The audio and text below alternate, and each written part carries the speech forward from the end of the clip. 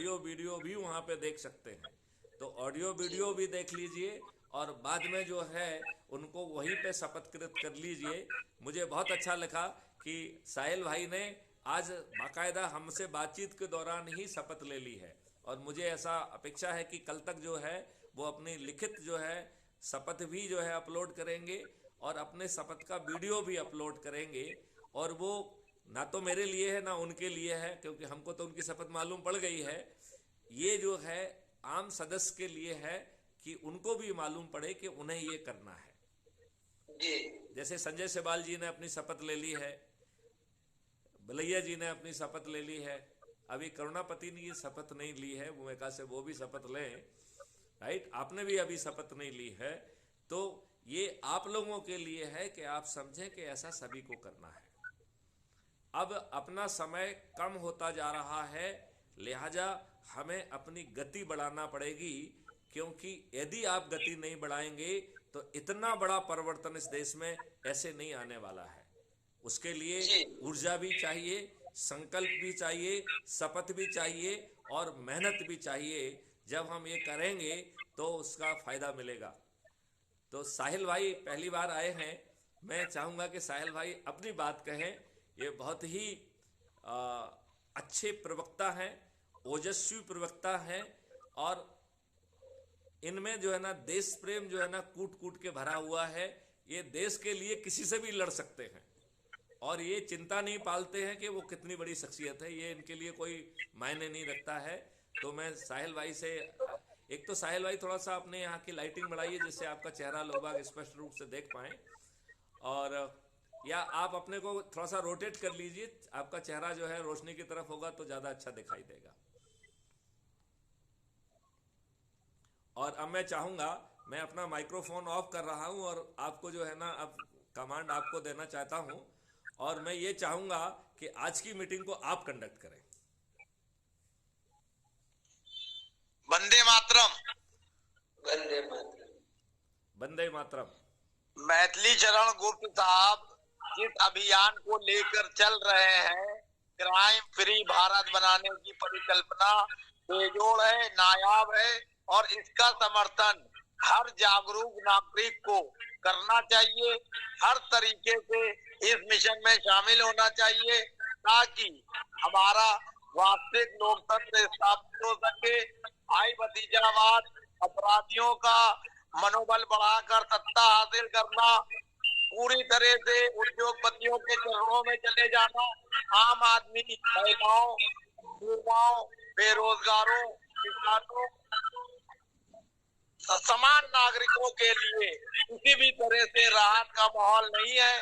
देश में राहत का माहौल और विकास की गति सही मायने में अंतिम पायदान पे खड़े व्यक्ति तक पहुंचाने के लिए योजनाएं मैथिली चरण गुप्त साहब ने बनाई है, उनको क्रियान्वित करने के लिए हम सबको युद्ध स्तर पर जाना चाहिए।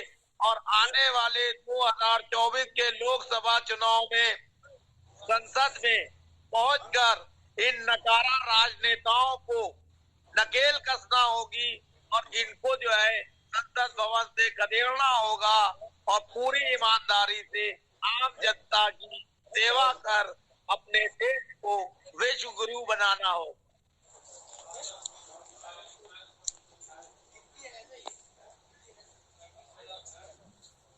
बहुत बहुत अच्छी बात कही आपने।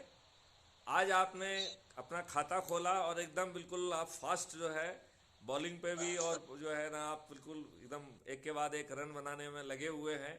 और मुझे लगता है कि एक वीक में आप नेशनल अधिकारी बन के, मुझे विश्वास है कि आप चंद्रगुप्ती यात्रा पर निकलेंगे, और चंद्रगुप्ती शपथ आप पहले से ही ले चुके हैं। तो मैं ये भी चाहूँगा कि आप अपनी साप्ताहिक संगोष्ठियों की एक सूची बना लें, और जो लोग आपसे दूर स्थित हैं, जहाँ पर संगोष्ठी की रीच नहीं होगी, वह काम वीडियो कॉन्फ्रेंसिंग से करें। चूँकि आप इस समय ऑलरेडी निपुण हैं, तो वो वीडियो कॉन्फ्रेंसिंग के जो आपके वीडियो थोड़े से लंबे ही होंगे मुझे अनुमान है, तो उन लंबे वीडियोज़ को आप अपने यूट्यूब चैनल पर अपलोड करके उसकी लिंक के साथ अपना नोट लगाते हुए वो क्राइम फ्री भारत ऐप में यदि आप देंगे तो बाकी लोगों को भी ये बात समझ में आएगी कि उन्हें क्या करना है।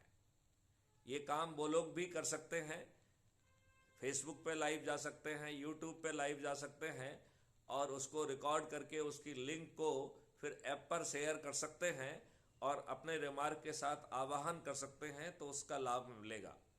मैं चाहूँगा कि थोड़ा सा अभी आज आपको क्या जोश आया कि आपने एकाएक शपथ ली, उस जो आपके अंदर जो उद्गार उठा है उसके बारे में ज़रा लोगों को बताइए। मुझे लगता है कि वो लोगों के लिए सुनने के लिए बहुत उसका उनके उत्साहवर्धन का काम करेगा।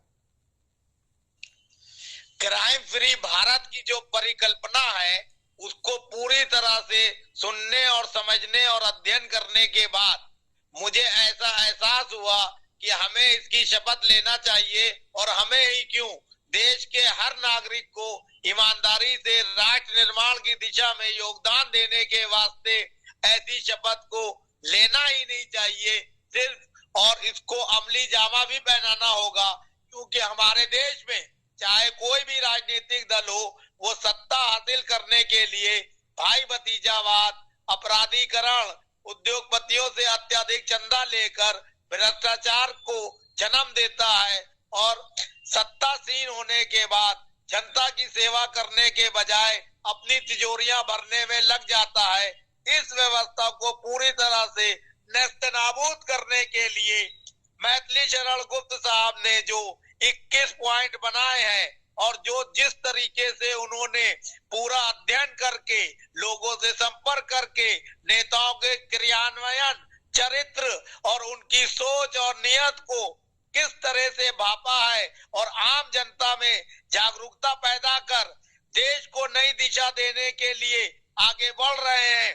हम सभी लोगों का ये कर्तव्य है कि विभिन्न राजनीतिक दलों में जो अपराधी छवि के लोग, भ्रष्ट बेईमान लोग शामिल हो गए हैं, उनसे लड़ने के बजाय हमें अपनी नई लकीर खींचना होगी, लंबी लकीर खींचना होगी। अच्छे लोगों को चिन्हित करके उनके निर्देशन में, उनके सहयोग से उनको सहयोग दें, उनसे सहयोग लें और इन नकारा राजनेताओं को, जिनकी मानसिकता तुच्छ है, जो लोग जात पात धर्म, हिंदू मुस्लिम सिख ईसाई, अमीर गरीब, आदिवासी, दलित, उच्च जाति नीच जाति, इन सब चीजों को लेकर देश का माहौल खराब करते हैं और अपनी राजनीतिक गोटियां सेकते हैं, उन लोगों पे नकेल कसी जाए और पूरी तरह से देश में एक ऐसा वातावरण बनाया जाए कि सभी नागरिक सिर्फ और सिर्फ भारतीय होने का गौरव हासिल करते हुए देश विकास में काम करें, ना कि अपनी जात या धर्म को या अपनी पद प्रतिष्ठा को आगे बढ़ाने के लिए, कि दौलत ऐश्वर्य में वृद्धि करने के लिए सत्ता का दुरुपयोग करे।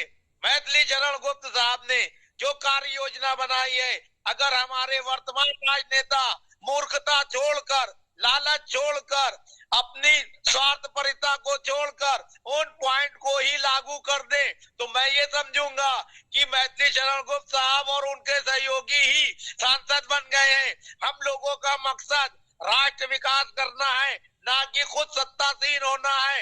लेकिन अगर इन नकारा, भ्रष्ट, अपराधी छवि को आगे बढ़ाने वाले, उद्योगपतियों की चमचागिरी करने वाले नेता समय रहते नहीं चेते, तो इनको कान पकड़ के संसद और विधानसभाओं से बाहर करने की जिम्मेदारी मैथिली शरण गुप्त साहब के साथ जो टीम बन रही है उसकी होती है। और पूरी तन्मयता के साथ, एकता के साथ, ईमानदारी के साथ संघर्ष करते हुए नकारा राजनेताओं को कान पकड़ के सत्ता से बेदखल कर सत्तासीन होना है और वास्तविक तौर पर देश की प्यारी जनता, मासूम जनता, ईमानदार लोगों को आगे लाना है, उनका वास्तविक हक देना है। अभी आज हमारे देश में हम लोग स्वतंत्रता दिवस के बाद हम गणतंत्र दिवस मनाने जा रहे हैं। बड़े शर्म की बात है कि इतने सालों के बावजूद हम लोग अंग्रेजों की गुलामी जो करते थे, वही गुलामी अपने देश के इन काले अंग्रेजों की भी करने के लिए विवश है, क्योंकि कानून व्यवस्था पूरी तरह से कॉलेजियन सिस्टम को लेकर बात होती है, सुप्रीम कोर्ट के न्यायाधीश लोग पूरी तरह से घबराए हुए हैं, बलगरा रहे हैं, परेशान हैं, क्योंकि उनका एकाधिकार खत्म हो रहा है। प्रधानमंत्री नरेंद्र मोदी साहब और कानून मंत्री किरण रिजिजू ने जिस तरह से राष्ट्रीय लेवल पर एक आयोग बनाकर कॉलेजियन सिस्टम को खत्म करने की बात कही है, वो बिल्कुल सही है, क्योंकि हमारे लोकतांत्रिक देश में 4 स्तंभ है, न्यायपालिका, कार्यपालिका, विधायिका और पत्रकारिता। लेकिन लोकतंत्र की मजबूती के लिए सबसे ज्यादा महत्वपूर्ण और ताकतवर स्तंभ है तो वो है विधायिका। विधायिका में विधानसभा में जो है विधायक लोग जो है कानून बनाते हैं और लोकसभा और राज्यसभा में सांसद लोग जो कि जनता के सीधे प्रतिनिधि होते हैं। लोकतंत्र की खासियत यही है कि जनता के लिए, जनता के द्वारा चुने गए लोग ही समाज का उत्थान कर सकते हैं। कॉलेजियन सिस्टम से ये हो। नमस्कार, आप लोग अपना माइक्रोफोन ऑफ कर लीजिए, जब अपना टर्न होता है तब आप बात करिए। आवाज आ रही है मेरी सर? हाँ, आप अपने माइक्रोफोन को ऑफ कर लीजिए। हेलो। हाँ हेलो मिस्टर अंकित। हाँ हेलो, आवाज आ रहा है सर? मिस्टर अंकित, आप अपने माइक्रोफोन को ऑफ करिए। अध्यक्ष महोदय को नमस्कार। मिस्टर अंकित, आप अपने माइक्रोफोन को ऑफ करिए, जब आपसे बात करने के लिए कहा जाएगा तब आप बात करिए। ठीक है सर। हाँ साहिल भाई, आप अपनी बात कंटिन्यू रखिए। भाइयों, कॉलेजियम सिस्टम में जिस तरह से कुछ खास परिवार के लोग न्याय व्यवस्था पे काबिज हो गए हैं, उससे जो है उनका एकाधिकार हो गया है। लोकतांत्रिक देश में उसको तोड़ना बहुत जरूरी है। मैं एक जागरूक नागरिक होने के नाते और राष्ट्रभक्ति की भावना से ओतप्रोत ये मानता हूं कि कॉलेजियन सिस्टम खत्म होना चाहिए और प्रधानमंत्री नरेंद्र मोदी और कानून मंत्री किरण रिजिजू और उनकी सरकार जिस तरीके से इस न्याय व्यवस्था में भ्रष्टाचार और भाई भतीजावाद को खत्म करने के लिए लगे हैं, उसमें उनको कामयाब होना चाहिए। लेकिन हमारी विधायिका के सर्वोच्च लोगों को ये भी सोचना चाहिए कि जो आरोप हम लोग मुख्य न्यायाधीश और न्यायाधीशों पर लगा रहे हैं, वो आरोप संसदीय प्रणाली में शामिल लोगों के ऊपर न लगे। पूरी ईमानदारी से इसका खाका जिस तरह से मैथिली शरण घोष साहब ने तैयार किया है, सरकार को उस खाके के अनुरूप न्याय व्यवस्था में किस तरीके से जजों का अपॉइंटमेंट हो उसको निर्धारित करना चाहिए, ना कि बीजेपी, कांग्रेस, समाजवादी या अन्य किसी दल की सरकार हो तो अपने चहेतों को ही न्याय की सीट पर मुख्यता से बैठाएं। इससे देश में नकारात्मक संदेश जाता है। अब तीसरी चीज है ब्यूरोक्रेसी। ब्यूरोक्रेसी में जिस तरीके से आईएएस, आईपीएस लोग सेलेक्ट होके आते हैं, शिक्षा करके आते हैं और देश के निर्माण में महत्वपूर्ण भूमिका निभाते हैं, लेकिन दुर्भाग्य ये है कि वहां भी ट्रांसपेरेंसी नहीं होने की वजह से पोस्टिंग और प्रमोशन में पक्षपात होता है। इसके लिए भी मैथिली शरण घोष साहब ने पूरी कार्य योजना बनाई है। इसी तरह से पत्रकारिता में कोई सत्ताधारी दलों का चमचा, चापलूस और उनका पैरोकार बनता है तो कोई बेमतलब के लिए प्रधानमंत्री नरेंद्र मोदी, गृह मंत्री अमित शाह, योगी आदित्यनाथ या भारतीय जनता पार्टी के शासन वाले राज्यों को बेनकाब करने के लिए ऊल जलूल पीठ पत्रकारिता करते हैं और पूरी तरह से सरकार को राष्ट्र विकास में कार्य करने के लिए भी एक तरह से रोकने का काम करते हैं और हिडन एजेंडा चलाते हैं। इसी तरीके से सत्ताधारी दलों में शामिल लोगों से चाटुकारिता, चापलूसी करके मीडिया के नुमाइंदे अपना अन्यथा लाभ पैदा करना चाहते हैं, लाभ हासिल करते हैं। तो लोकतंत्र के लिए दोनों स्थितियां ही बहुत घातक हैं। न किसी अमुक पत्रकार या पत्रकार समूह को सत्ता का चाटुकार या चापलूस होना चाहिए और न ही विपक्षी दलों के इशारे पर सत्ता को बेनकाब करने के लिए ऊल जलूल मनगढ़ंत समाचार प्रकाशित और प्रसारित करने की उनको छूट देना चाहिए। हमारे देश के सूचना प्रसारण मंत्री अनुराग ठाकुर को चाहिए कि देश में ऐसी व्यवस्था बनाए और ऐसी मीडिया पॉलिसी बनाए कि कोई भी व्यक्ति इस प्रभावशाली माध्यम का दुरुपयोग ना कर सके। पूरी ईमानदारी और तत्परता से राष्ट्र के विरोध में करने वाले कामों को एकजुटता के साथ सख्ती से कानून बनाकर उनके खिलाफ सख्त कार्रवाई की जाए। जो लोग यूट्यूब चैनल या न्यूज़पेपर या प्रिंट मीडिया में काम करके प्रधानमंत्री नरेंद्र मोदी और भारतीय जनता पार्टी के खास तौर से जो मुख्यमंत्री हैं उनको सत्ता से बेदखल करने के लिए कुत्सित प्रयास कर रहे हैं, उसको बेनकाब करने के लिए सरकार को प्रभावशाली कदम उठाना चाहिए। लेकिन मैं एक राष्ट्रभक्त देशवासी होने के नाते ये भी कहूंगा कि हमारी सरकार को कोई भी सख्त कार्रवाई करने के लिए निष्पक्ष होना चाहिए। निष्पक्षता बहुत जरूरी है। आरएसएस प्रमुख मोहन भागवत साहब का कहना है कि हर आदमी जो हिंदुस्तान में रहता है वो हिंदू है। मैं उनकी इस बात से पूरी तरह से सहमत हूँ। लेकिन जब भी कोई पुलिसिया कार्रवाई होती है या कानून के हिसाब से न्यायाधीश लोग कार्य करते हैं तो उनको किसी भी व्यक्ति को अमीर गरीब छोटा बड़ा जात पात धर्म के आधार पर फैसले करने से बाज आना चाहिए। अगर न्यायाधीश लोग गलत काम करते हैं, किसी लालच के में आके अपने पद का दुरुपयोग करते हैं तो उनके खिलाफ भी सजा का प्रावधान होना चाहिए। इसी तरह से किसी थाने में अगर कोई व्यक्ति के ऊपर प्रताड़ना होती है तो उस थाने के अध्यक्ष को तुरंत प्रभाव से निलंबित करने के लिए भी उस पर तलवार लटकानी चाहिए। ये नहीं कि किसी व्यक्ति को प्रताड़ित करके पुलिस ने अगर बंद किया या जेल भेजा और वो 22 बरी हो गया तो उसने अगर 10 साल जो है बर्बाद हुए तो उसका कंपनसेशन उस व्यक्ति के जिसके अधीन वो क्षेत्र आता है वेतन से काट कर उसकी क्षतिपूर्ति करना चाहिए। न्यायाधीश लोग इस चीज से बचे कि रिटायरमेंट के बाद वो राज्यसभा और लोकसभा पहुंचेंगे, इसके लिए भी सख्त प्रावधान होना चाहिए और उनको राज्यसभा और लोकसभा में या गवर्नर बनाने की जरूरत नहीं है। उनके अच्छे कार्यों को देखते हुए उनको ताउम्र पूरे जीवन वही सुविधाएं देना चाहिए जो वो पद पे रहते हुए हैं। इससे वो ईमानदारी से काम करेंगे और अपने भविष्य को सुरक्षित करने के लिए अन्यथा दुरुपयोग नहीं करेंगे अपने पद का और किसी सत्ताधारी दल के खिलाफ डिसीजन देने से भी नहीं गुरेज करेंगे और ईमानदारी से राष्ट्र और लोकतंत्र के मजबूती के लिए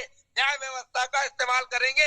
इसी तरह से ब्यूरोक्रेसी में आईपीएस और आईएएस अधिकारियों के लिए भी ये नियम होना चाहिए कि अगर वो जो है किसी तरह के जो है भ्रष्टाचार में या गैर कानूनी कार्यों में लिप्त पाए जाते हैं तो एक निश्चित समय अवधि में या तो उनको क्लीन चिट दी जाएगी या फिर उनको जो है पद से मुक्त किया जाएगा। लिंगर ऑन वाली पोजीशन देश में खत्म होना चाहिए। जब मीडिया में कोई ट्रायल चल जाता है तो हमारे न्यायाधीश, मैं कहता हूं कि मूर्खतापूर्ण निर्णय लेते हुए मीडिया ट्रायल से प्रभावित होकर फैसले देने लगते हैं और उस मुकदमे को तेजी से सुनते हैं। उसी प्रवृत्ति के हजारों मुकदमे कोर्टों में लंबित हैं, उस पर कोई ध्यान नहीं दिया जाता। ये न्यायाधीशों की नकारा प्रवृत्ति है, इससे उनको बाज आना चाहिए। त्वरित न्याय मिलना चाहिए, समान रूप से न्याय मिलना चाहिए। किसी व्यक्ति विशेष को छूट देने की जो परंपरा चल रही है कि अमीर व्यक्ति प्रभावशाली व्यक्ति के प्रति न्यायाधीश दूसरी तरह से व्यवहार करते हैं और एक गरीब नागरिक के खिलाफ दूसरी तरह से ये भेदभाव करना ही न्याय के मुंह पर तमाचा है और इस तमाचे को मारने से बाज आना चाहिए। न्यायाधीश कोई भगवान नहीं होता है कि उसने जो वो ब्रह्मा विष्णु महेश नहीं है कि जो कह दिया वो फाइनल हो गया। अपनी बुद्धि और संविधान के हिसाब से अगर न्यायाधीश फैसले नहीं करते हैं तो उनको भी त्वरित गति से दंडित किया जाना चाहिए। इसी तरह से सांसद, विधायक और कारपोरेटर, प्रधान, पंचायत के लोग अगर कोई भ्रष्टाचार करते हैं या जनता की गाड़ी कमाई का दुरुपयोग करते हैं तो उनको भी तुरंत प्रभाव से हटाना चाहिए। बड़े दुर्भाग्य की बात है, किसी एमपी, एमएलए, मिनिस्टर के ऊपर आरोप लगता है, मान लीजिए उसने पहले साल में शपथ ली, 5 साल उसको रहना है, वो भ्रष्टाचार का मामला उसका हल होते होते इतने साल बीत जाते हैं कि उसका टेन्योर ही पूरा हो जाता है। ऐसे न्याय के ऊपर तमाचा पड़ता है। न्यायाधीशों को अपने कॉलेजियन सिस्टम को बचाने के बजाय न्याय की गति को तेज करने के लिए सरकार से हाथ मिलाना चाहिए। और राष्ट्र हित में चीज हो उसको करना चाहिए। अपनी अपनी थाली, अपनी अपनी ढबली, अपना अपना राग छोड़ना होगा। नेताओं को भी, न्यायाधीशों को भी, ब्यूरोक्रेसी के लोगों को भी और मीडिया के लोगों को भी, तभी वास्तव में देश का ईमानदारी से विकास हो सकेगा। हम लोगों को निष्पक्ष होना बहुत जरूरी है, निर्भीक होना बहुत जरूरी है और हर आदमी को राष्ट्र के प्रति जान देने की भावना रखना चाहिए। फिर चाहे कोई कितने बड़े पद पे बैठा हुआ व्यक्ति हो, कितना भी ज्यादा पैसे वाला व्यक्ति हो, कितना भी खतरनाक क्रिमिनल हो, उसके खिलाफ भी आम जन आवाज उठाने के लिए तत्पर रहे। ये माहौल मैथिली शरण गुप्त साहब के जो कार्यक्रम है क्राइम फ्री भारत, इसमें सबको मिलकर करना होगा, तभी वास्तविक तौर पर इन नकारा राजनेताओं से देश को मुक्ति दिलाई जा सकती है और ईमानदारी से आम नागरिक का भला हो सकता है, जो लोकतंत्र के लिए भी जरूरी है, नागरिकों के लिए भी जरूरी है और विश्व स्तर पर भारत को विश्व गुरु बनाने के लिए भी जरूरी है। सिर्फ कह देने मात्र से कि भारत विश्व गुरु था, दोबारा से बनेगा, ये पूरी बकवास है। उसके लिए हमें अपने आचरण में पारदर्शिता, ईमानदारी और लोगों को बराबरी का व्यवहार करने का माहौल बनाना होगा, तभी से देश का विकास होगा। बहुत सुंदर, बहुत सुंदर, बहुत सुंदर। आपने साहिल भाई बहुत ही अच्छे और ओजस्वी भाषा में आपने गागर में सागर भरा है, मैं उसका आभारी हूँ। हमारे अंकित सिंह जी जो है वो पहली बार हमसे जुड़े हैं, मैं चाहूँगा कि अब उनको सुना जाए। आप अपने माइक्रोफोन को ऑन करिए, अब इसके बाद आपकी आवाज़ आएगी। आपका माइक जो अभी ऑफ है उसे ऑन करिए मिस्टर अंकित।